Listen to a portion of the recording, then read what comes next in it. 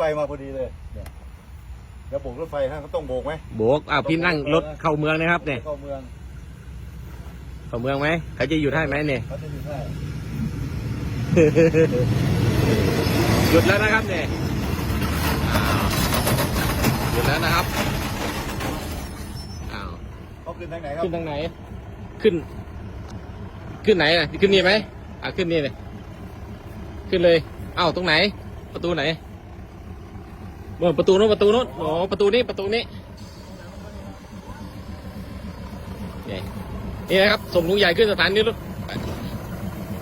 เจอกันที่รถไฟ